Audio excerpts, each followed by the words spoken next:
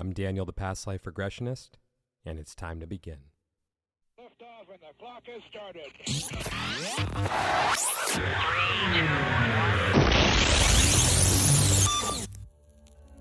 This is Timeless Spirituality.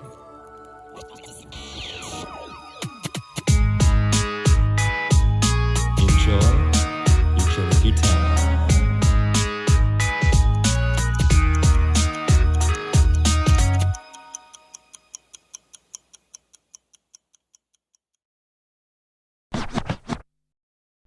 Hey everyone, welcome back to Timeless Spirituality. This is part 2 of the Cosmic Masculinity episode, so if you haven't checked out part 1 yet, go ahead and, check out part 1, because you need part 1 for this part. So yeah, with all of that said, if you would like to book a regression with me to discover who, when, and where you have been throughout time, you can reach me on Instagram at The Past Life Regressionist or my website, thepastliferegressionist.com. And now, it's time to begin. So before I go on my little rant here, I want everyone to press pause and go check out the Soulish podcast, because this is Whitney Abke. She said some good shit there. So go check out the Soulish podcast. Hold for pause. Okay, we're back. So there was one thing you said at the very, very beginning when you started talking about cosmic masculinity. It may have been verbatim, maybe not, but it was, I even wrote it down after. I'm like, shit, I'm going to have to remember to say that. It was feeling the need to disempower others in order to empower yourself. Mm-hmm. So I just want everyone to think about that statement right now, because I can see how pretty much everything that Whitney just said over the last 40 minutes or whatever it's been links back to that. Mm-hmm. So everything, seriously, it swings around to have to disempower other in order to empower self. Mm-hmm. Mm-hmm. And even as you were talking, I was thinking back to some of our conversations, and I see how much I truly am operating from a place of fear. Because I remember that there was a conversation we had about your podcast in particular. This was probably over a year ago. And I can't remember what the episode was, but I remember saying to you, why didn't you hold that person's feet to the fire? Mm-hmm. Like, how come you didn't challenge them? Because I know you, and I know that what they were saying wasn't in line with your beliefs. And so for the life of me, I just couldn't figure it out why you wouldn't do that. And then you would explain to me. You were so frustrated. And you would explain. Well, also me being frustrated was, I don't think it was an overpowering thing. Like the whole, it was just like, how come you, I think it really was coming more from a place of inquiry, because. That, and you're very protective. You're a very protective friend. Well, thank you. Well, I mean, you've sprung me from jail in a past life. So, but that also just got me thinking how even I was operating from a place of fear there in that conversation, because I don't know if it was necessarily a full-on projection, but it was me putting myself in your shoes. Mm-hmm.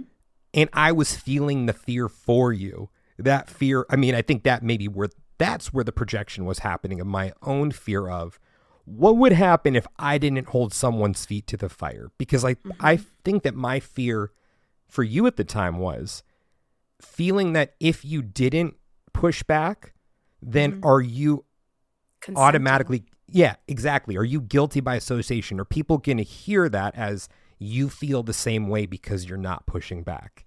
Yes. And even throughout this conversation, I felt that creeping up in me at times. I didn't fully, let it pass by bringing up the thing about the dates, because that's where that fear came up in me. Is if I don't say this right now, am I going to appear guilty that I'm association. Exactly, that I agree with everything that they say. Again, up until a week ago, I didn't know that there was 2 of them.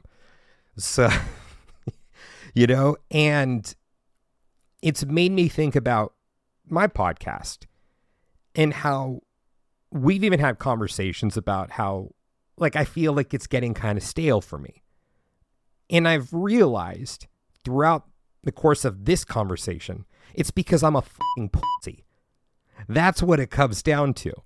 I'm a fucking pussy, and I'm afraid of bringing on a lot of people who I disagree with. Like, because I was saying before with that other person, I knew that was even though I disagreed with their views, I knew it would be safe to have that conversation with them. And it wouldn't turn into, like, we could respectfully talk to each other. Mm-hmm. And I see now that has been my fear, because I don't want this show to turn into the Jerry Springer show. Right. I don't want it to be that. Because the thing that you also had said to me about letting that person talk and not pushing back is that you want a platform where people can just express their ideas. Mm-hmm. And even though I couldn't fathom that, I respected it when you told me. It's like, all right, I got you. I hear you. We have different agendas. Right. Okay. It's like, that's Whitney's thing. So even it was differentiating at that point. It's like, okay, that's okay with her. So I'm cool with that.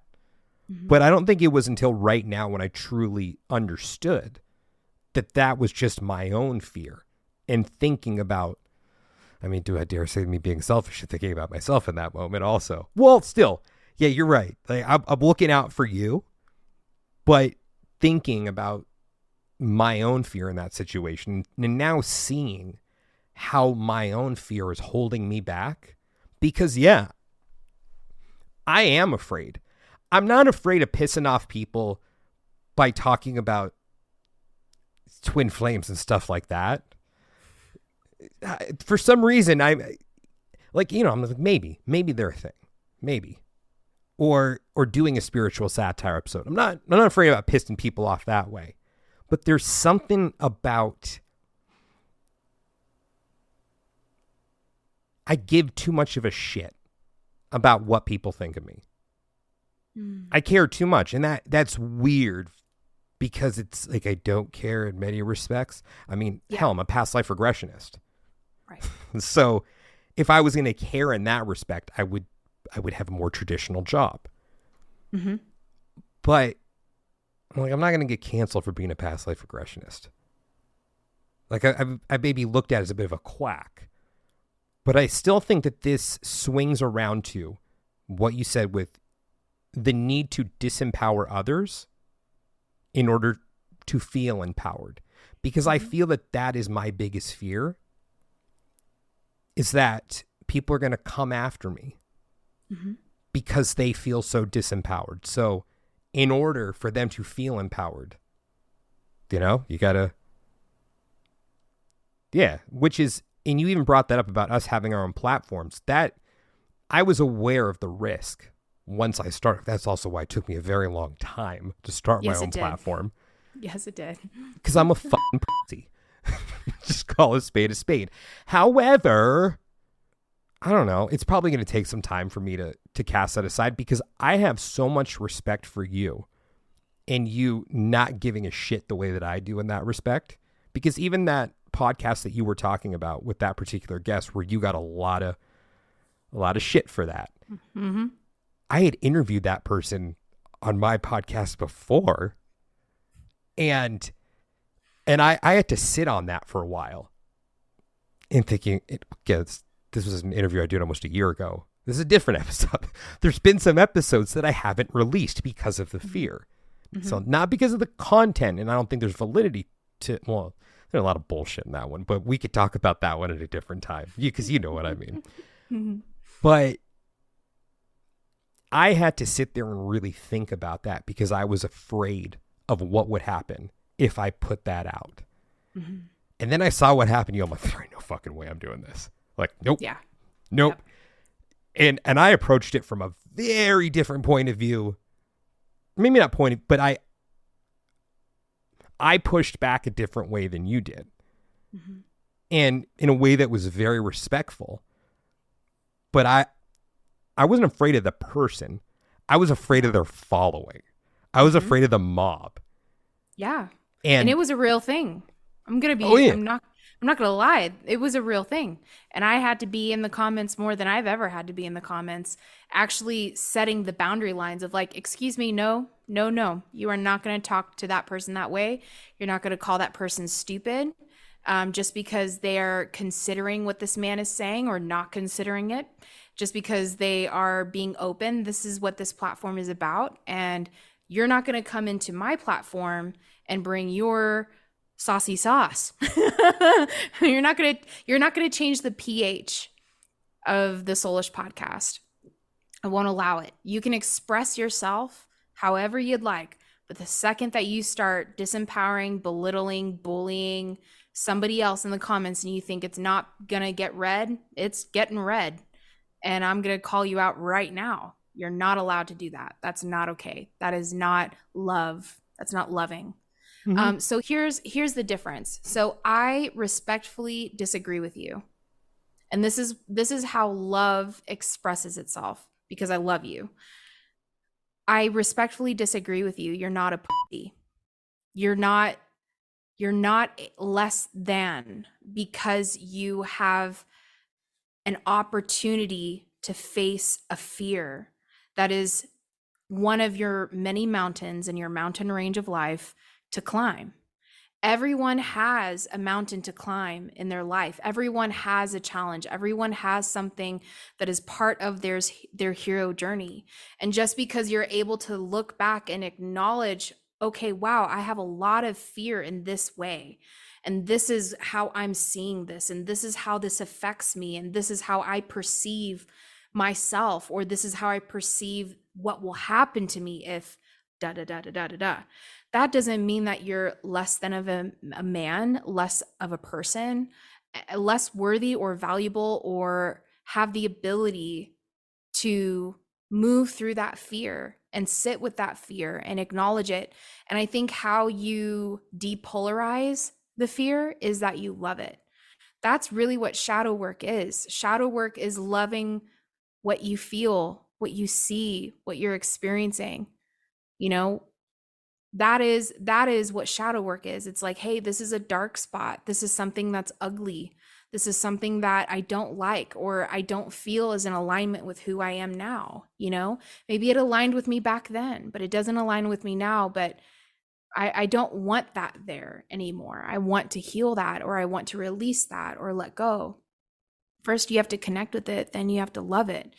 And so I think that's what we see in our society, is that instead of loving each other in the mess, you know, you wouldn't tell a child that they're a horrible person because they shit in their diaper, or they shit all over the carpet. They had an explosive shit.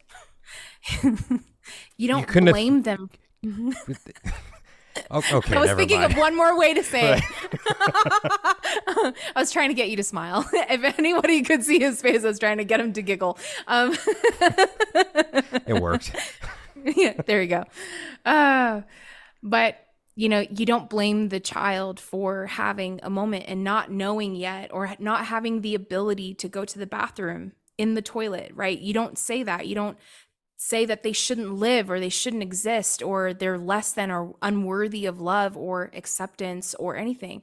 So we're in a place in society where there's a lot of people, and they're in different places in their journey. And that does not mean that anyone is less than or better than. And this is one thing that I absolutely abhor in the spiritual community, is the expression of I am spiritual and I have arrived. It's like, okay, well, yeah, I mean, that could be like a plateau moment for you. And like, sure, okay, it's a high vibe, but does that mean that like everyone else is below you? You know, you can easily do that in the victim mentality and say, I'm a victim and you all are the people that are victimizing me. Same thing, different costume, you know? And it's very much coming from a place of, again, judging, you know, and needing to be something and identify.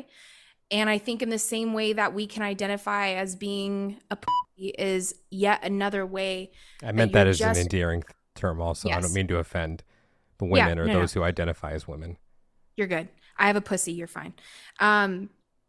So, but again, I just want to bring this up because I think it's a good teachable moment, is by calling names, we'll just say it like that, right? By calling a name, ourselves a name, you're actually creating more separation and less connection within yourself.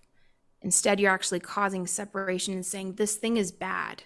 This experience is bad. This expression is bad. This feeling is bad.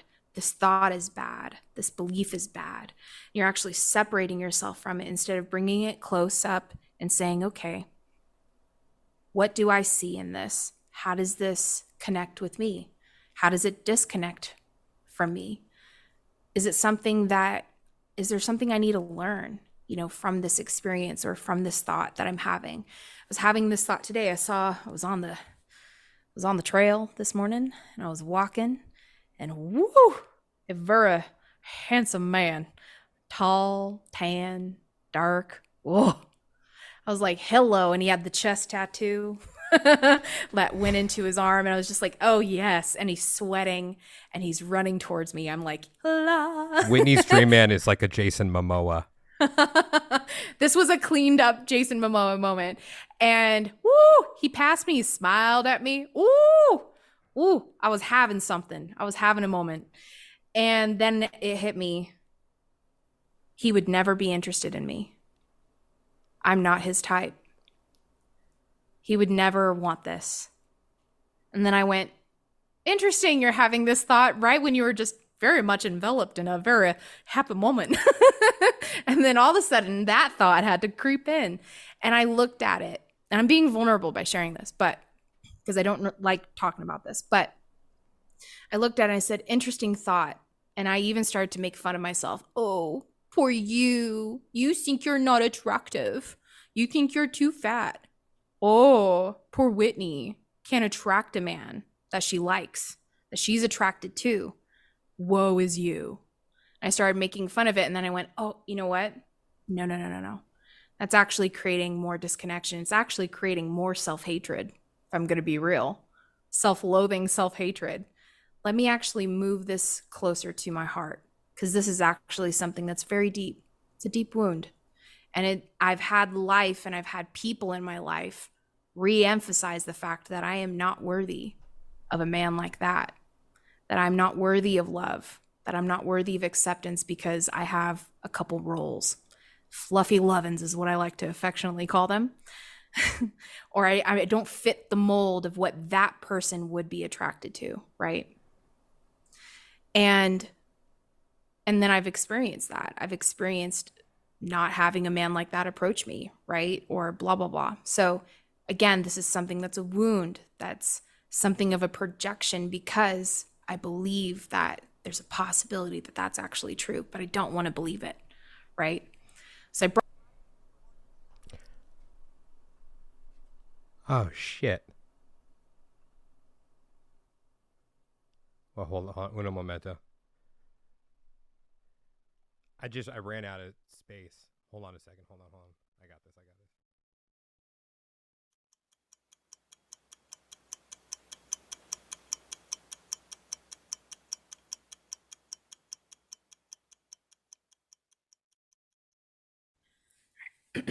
Okay, so I was out of my masculine there, and I needed.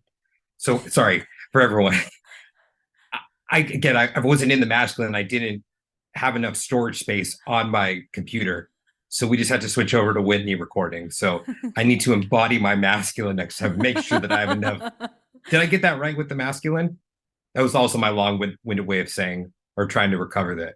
I don't remember where we left off. I do. And it was probably going to be choppy. So okay. All good. So Whitney, go. I think we'll be fine. So instead, I brought this in closer, and instead of self-loathing, making fun of, doing all the things that honestly we all experience in life, instead, I brought it in closer, and I said, look, I talked to myself, baby girl, you need to heal this. You need to release that. That's not true, because anybody could like you. Anybody could think you're beautiful, and you're somebody's cup of tea. Just because you haven't been his or his or his or his or his or hers, whatever, we'll bring it all in, doesn't mean that you're not somebody's. And that doesn't mean that you're not going to attract a man that you're attracted to, right? So I had to love that part of myself. And instead of making fun of myself for even having that thought and ruining a very happy, hot moment, I had to bring it back and love that moment and love those feelings and love those thoughts back into what I feel is true for me. May not be true for everybody else, but it's true for me. I know I'm worthy of love, and I know that I will attract a man that is meant for me, that is in alignment with what I'm aligned for, right? So I know that that's just like the way that it is. You attract what you are attracted to. It's just part of the attraction factor. So I think that's one way that we can do the reconnection within ourselves. And what we're experiencing in society is a disconnection of self. And that is why my work, what I feel my purpose is to heal that connection within self. And I'm doing that within me, right? I'm living it, as well as I'm doing my best to help others to reconnect with self. And why I think that's so important is because the more that we do that, and the more that we have self-love and we are connected with self, the more that we have the ability to connect with others, even if we disagree, even if it doesn't resonate, even if it doesn't feel aligned. Then we have a society that is actually based out of love and is safe, because we can move and have our being and self-correct without having to make someone bad or make something bad. We can just say, that's not in alignment with our overall societal intentions. We don't intend for that. We don't feel aligned with that. And so that just doesn't align with this. So how can we bring that back in? How can we express that? Maybe that expression isn't in alignment, but maybe we could find a unique way to express that is in alignment, right? And so it comes around in that way, and it creates a safety for us all. And I think that's the society. Maybe it's a utopia, but I really think that's where the intention of the cosmic masculine is to go, to experience, to be. So to facilitate. So I think even within yourself, Daniel, it's loving that part of your journey. And okay, you're seeing it really clearly, doesn't make you less than. And it just simply is one of those areas. And I could bring up just what I know of you and your background, right? And even just genetics and DNA. And, we all have some sort of history that connects with the things that I think we're experiencing. And that's part of why past life regressions are so great and such an amazing tool, because you can see in your soul journey and your soul evolution all the times that same theme that you're experiencing right now in this incarnation is connected back to. It shows you, and in a lot of ways, it makes you feel very valid for having the feelings or the experience that you're having, because you're like, I've experienced this before. And what it does is it actually empowers you, because you realize, I have another opportunity in this lifetime to heal that, or to release that, or to be different, or to be the same. You know what I mean? You realize I've been a healer in past lives. I did this. I was a medicine woman. I created these things. I healed these people. You're like, oh my God, I did this before. I don't just feel this way in this lifetime. I've actually done this in past lives. And then you're like, I got this. I was meant for this, baby, and then you're like, yes. So I feel like it's in all those different ways, right, that we can realize that as we're experiencing ourselves, we're also experiencing others. And so part of the backlash, like with that one episode that I had, which anyone could go on my podcast and probably find it. But that experience, I was like, this is really interesting. I'm actually experiencing a lot of weirdness for me, and also I was experiencing this, and I was kind of re-experiencing what I had experienced in Christianity, and I was kind of looking at it from that perspective, wow, I've seen this before. I've seen all of this before, this judgment and this criticism and this hatred and this pointing fingers and this blaming and swapping, and all of this, and I was like, this is so triggering me right now because this is everything I left, and this is everything I abhor, and don't like. And I'm having to experience this on my own platform. Fuck, And so I had to work through that, and I had to breathe through that, and I had to go, okay, my mama bear is going to come out real quick. I'm going to have to really make sure I'm doing this in love. And I'm also not pointing fingers at this person who just said this thing to this person. And then that person said this thing back to that person. And then other people started talking about that person to this person to that. And I was like, I'm about to go full on mama bear right now. And I just need to breathe through. What is the highest expression of my mama bear? What is the most highest loving expression right now?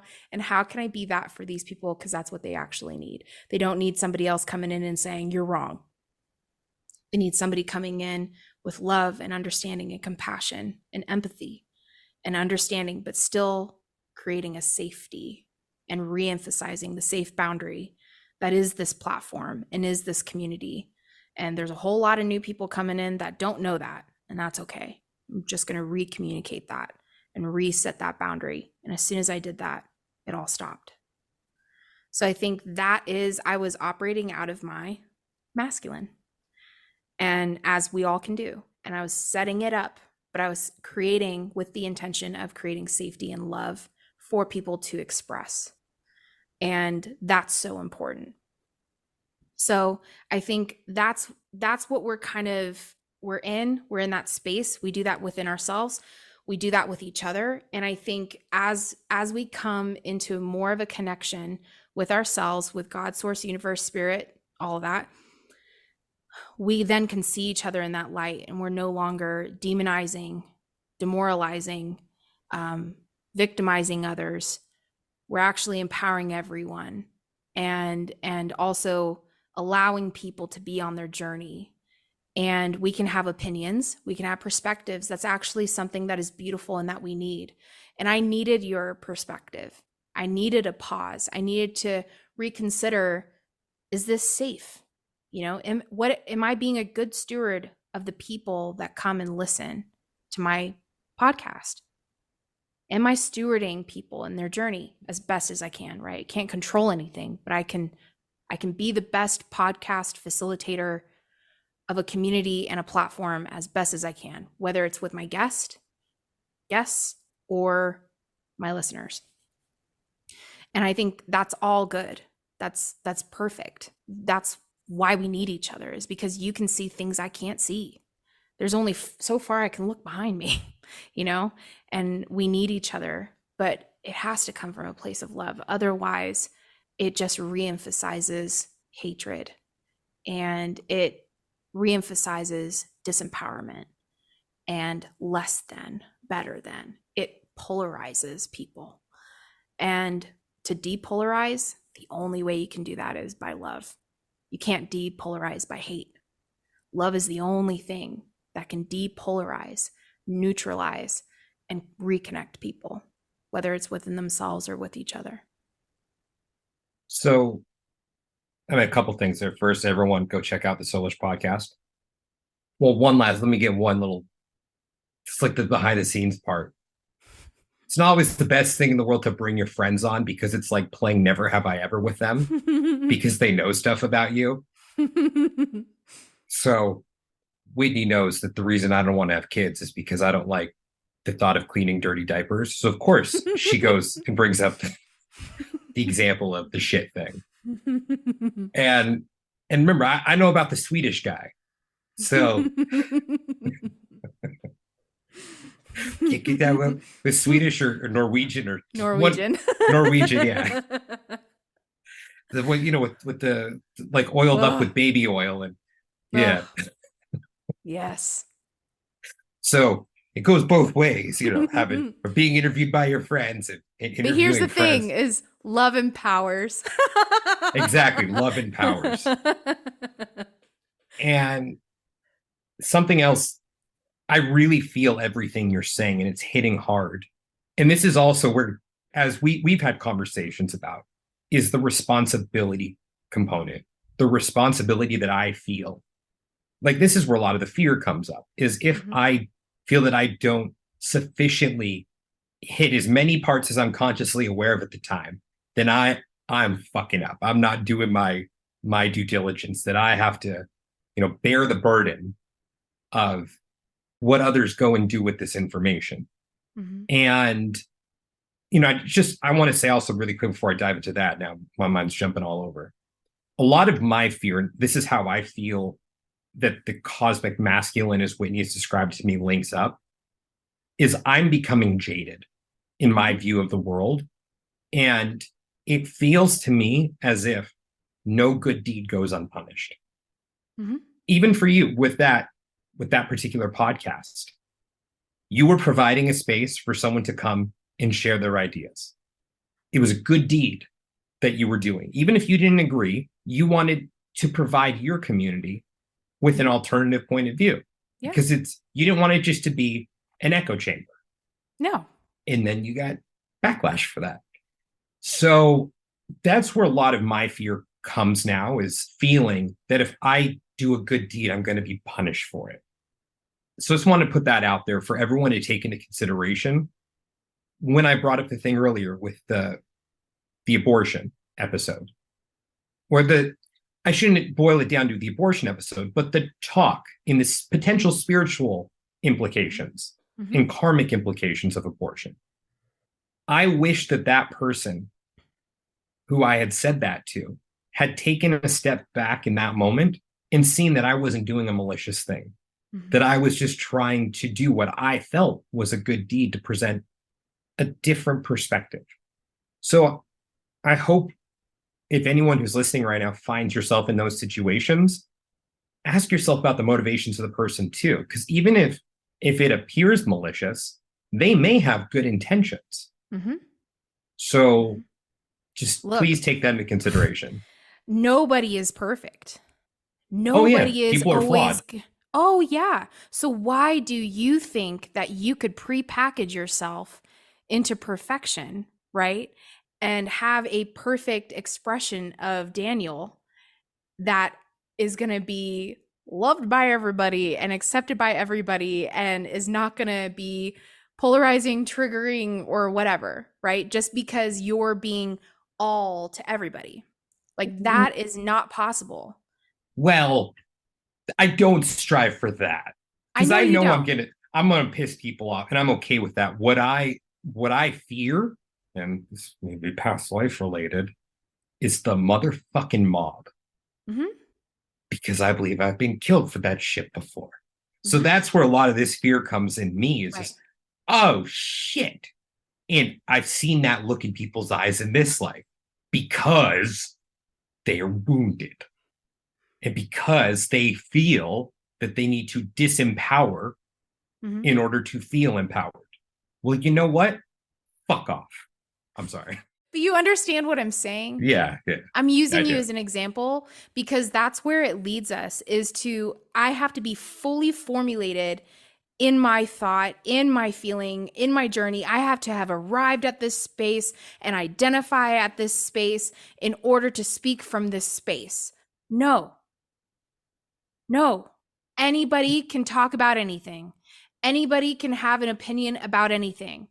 Is their opinion fully formed yet? Maybe not. Maybe they think it is, but they have a lot of life to live in order to see that thought doesn't quite roll out the way that they think it's going to roll out. You know what I mean? It's the same thing when you prepackage food.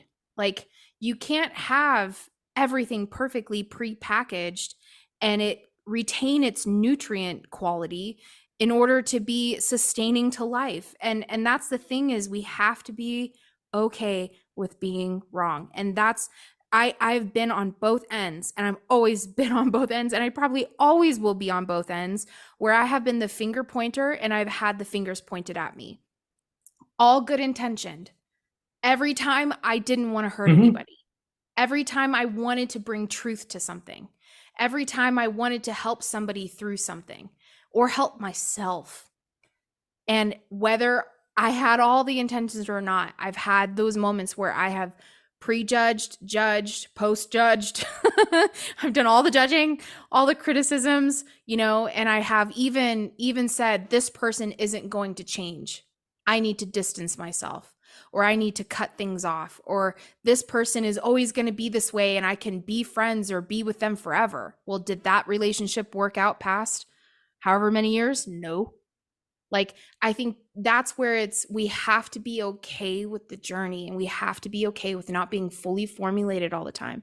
There's going to be things that truly feel like, yeah, I've mulled this over. I've experienced this multiple times, and this is my truth. Like, this is how I want to live. This is what I believe. This is what I've experienced. I still have those. I still have like kind of those hard knock, marbly truths that are firm, and kind of immovable, to be honest. But sometimes a marble will roll off the table. Marbles don't always stay on the table. Sometimes they roll, because that's life. And when I see it roll in a different direction, I'm open to it. I'm open to that experience. I'm open to maybe that truth rolling off the table and no longer being part of my experience or my journey. And that's where we have to be okay with the fact that life is life, and it's going to happen that way. Whether it's people coming in and out of your life, people saying they agree with you, don't agree with you, accept you, don't accept you, believe in you, don't believe in you, empower you, disempower you, lie to you, cheat, are honest, love you. It doesn't matter what that experience is, you're going to have all of it in life. And so it's just a matter of you kind of sitting back and kind of choosing how you want to live. Do you want to live in a way that you are contending for everything and you are fighting for everything that you have? Or do you want to sit in a place of more rest and ease and peace? You're going to have moments where that peace is disrupted, right? Where that ease becomes tense all of a sudden, right? But you can choose to come back to that default and respond from a different place, right? There's times where action needs to be taken, and there's times where you can sit back. If we all were monks, nothing would get done. Nothing would happen. Change wouldn't be actualized. But we need monks, and this is an example, but we need people that are reflectors, people that see things from a different perspective, may it be a higher perspective, that have a higher thought, a higher frequency than what we see on the ground level, right? Because we're doing it, we're action, we're changing things, we're doing things. And that's part of what I love and feel is so sacred about plant medicine, and why this was even shown to me was because I said, look, I need a higher perspective, because how this relates to me, it was very personal. It was very personal to me how this was related. And how it changes the way that I live my life is what I'm seeing. It gave me a higher perspective instead of just seeing all the shit, on the ground level. It helped me to see, oh, got it. I understand. I understand the big picture, and I understand what the intention is. And it may not be rolling out of everybody like it is on the cosmic, universal, spiritual level, but it's going to. Eventually, people are going to start saying the same thing, doing the same thing, because it's the energy that is sweeping. It's the energy that is moving through us. And it's the intention, I think, of God, spirit, universe for us, is for us to reconnect and be re-empowered in our masculine, in our masculinity, in that masculine expression. And that is safe. And even though I've not felt safe, and I've even been held down and violated, I still am choosing to trust the process and trust the journey. Does that mean I don't vet anybody and that I just fully trust whatever is coming at me that's masculine? No. But it means that once I have vetted, which is the feminine way, femininity vets, it basically observes, and then it says, okay, I choose you. That's what they do in the animal kingdom. A tigress will literally have all the male tigers come, bring her food, fight for her, defend her, protect her, provide for her. And when she is ready to mate, she says, okay, I choose that one. And That's her prerogative who she chooses, but she literally chooses a mate for the season based off of what she observed. It's very feminine. We're stationary. Everything moves around us in the feminine energy. So that is how you can vet, is come into your feminine, come into your essence, come into your being, reconnect with self. And where are you troubled? Where are you upset? Where are you triggered? And sit with that. You have to sit in the uncomfortableness. You have to sit in the pain. You have to embrace it all. That's part of the journey. That's a part of reconnecting with yourself. So whether it's a thought like I had this morning of I'm unworthy, I'll never have, I'll never experience. That was a thought that I had, and it's rooted in a belief because it's actually been re-emphasized by other people's and by my life experience. But does that make it true? No. Does it make it true that all men are misogynistic bastards and idiots and can't be trusted? Is it true that all men who are affluent and successful are cheaters, liars, can't be loyal? Is it true that anything you hear on the internet is reality and is what that person said? We're about to go into an AI situation where someone's mouth is moving and words are coming out, but it's not the actual words that they've ever spoken. It's AI. And we're not at a place where we can't differentiate. We can still tell because AI isn't that good yet, but it's going to get to the point where AI is that good and where everyone is hearing a different thing, even though they're all on the same news station. So we have to be able to be connected enough to be able to intuit what is reality versus what is our perception versus what we're projecting onto somebody or something, a situation.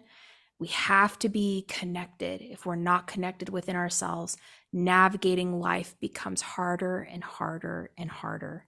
It becomes more difficult, more painful, more of a challenge, which is fine. That's your experience. That's your experience. That's this life, right? But I think what we're being asked of on a collective is to reconnect with ourselves.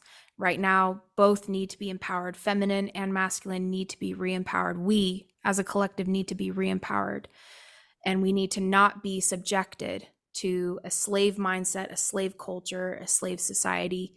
And I believe, I'm optimist, but I believe we are coming to that place where we're realizing that we no longer consent to this, and we no longer consent to be disempowered within ourselves. So whatever that message of disempowerment is to you, the listener, acknowledge it. If it's fear, if it's self-hatred, if it's, you are unworthy, you lack, therefore you're not. Whatever that message is that you are getting in your life that disempowers you and disengages you from living life and enjoying life and being, look at that. How can you love it? How can you heal it? How can you connect with it? Because that is exactly what is going to bring us as a society and as a culture and as a collective into a higher and maybe even the highest expression of love, which is both masculine and feminine. That was good. Holy shit, Whit. Damn. I don't need to say anything else. So where can everyone reach you? They can reach me at Whitney Abke, that's WhitneyAbke, on Instagram, Facebook, the Soulish Podcast on YouTube. And I would love to connect with you. And if you have anything to say to me, whether you disagree or agree, you can hit me up there. You can slide into my DMs. I would love to have a chat with you about this more and encourage you and help you to connect and heal in whatever ways you need right now in your journey. Love to you all. I know that seems like a very abrupt ending, but Whitney, we're going to do a follow-up to this because there is more that I want to say, but that's too good. It's too good to not end it there. So if it feels like an unresolved musical note to anyone, well, I don't fucking care because that was a perfect place to end. So, see, it's already working. I'm not giving a shit as much. Well, it's going to haunt me. But thank you for being here, Whitney. Everyone go check out the Soulish Podcast episode 40, 3 and 52. 43 and 52, and all the other ones too. But check out those first. So everyone, thank you for being here, and yay.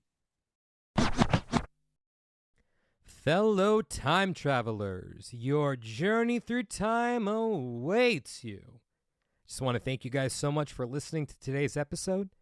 And if you're interested in discovering who, when, and where you have been throughout time, and you'd like to book a session with me, just go ahead and send me a message on Instagram at The Past Life Regressionist, or you can reach me through my website, yourpastliferegressionist.com. Hey, time traveler. Are you trying to learn your birth chart and you're struggling through all those confusing layers of signs, houses, planets, degrees, aspects? I have a 4-level self-paced course that makes this process so much clearer. Hi, I'm Danny. I'm that witch next door.